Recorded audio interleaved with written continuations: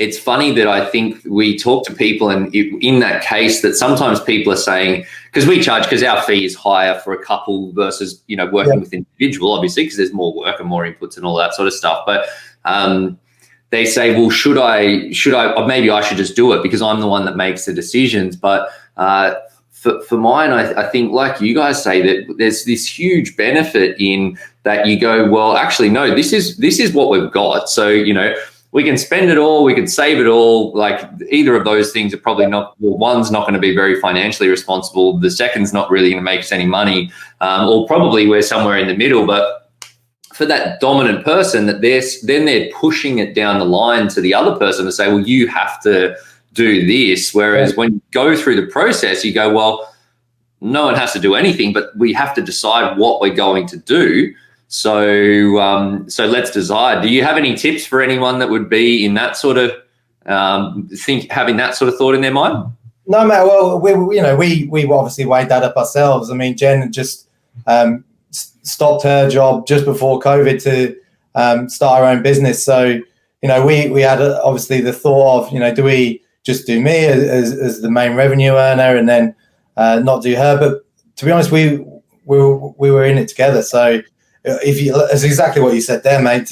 If you're cutting one half of the equation off, then you've got a massive blind spot. So it all needs to be taken into account. And I think because the way that Jen was starting her own business, there was things there that we wanted to plan into the future of, even if this did or didn't work, or if it kind of goes all right and starts bringing some revenue in, then how does that impact the outcomes at the end? Where if we were to go just my salary or, just my income, then we wouldn't have got that holistic picture. And I don't think it would have been as beneficial for us, even just to the degree of the conversations and the confidence that we now have together around being aligned on what we're going to do is massively beneficial, mate. Yeah, and I think especially if you've got someone that's organized or more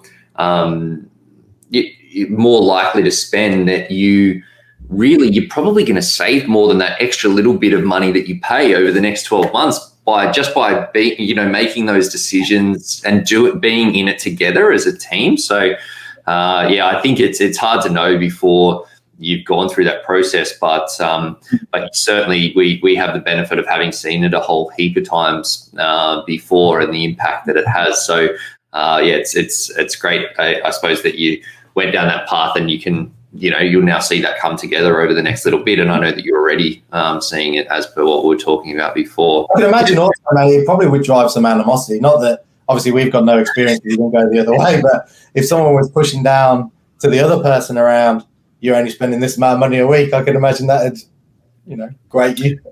Definitely. Yeah, I know for myself and my now wife, but when we started dating, because money's really fun to spend. It's heaps of fun to spend money. Like, you can buy all sorts of stuff with money. So we would, we're going out, and you have a decent meal, and then go out and have a few drinks, or go do a bunch of stuff, and all of these things cost money. And I noticed for us that we were spending much more money than we wanted, but because I was sort of controlling everything, that I was like, well, it's like I'm saying, we need to spend less, we should be saving more, and it was like there was no transparency with stuff. So what we did, and with this happened probably about 8 years ago, that we went through exactly the same framework, planning process, got that same savings planner that you guys use, and we just mapped everything out and said, this is what we've got.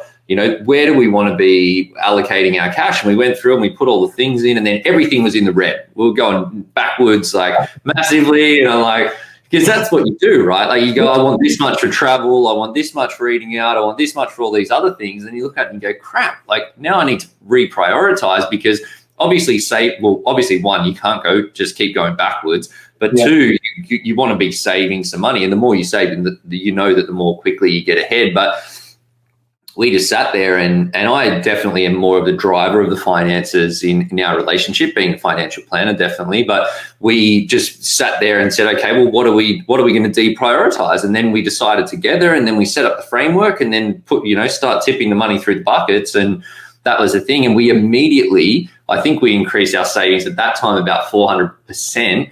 Yeah. and then it just made, what I found was that over the next, there's probably like a 3-year period, that it just got so much easier to spend less money on stuff, but choose the things that were like really high priority, like high enjoyment spending.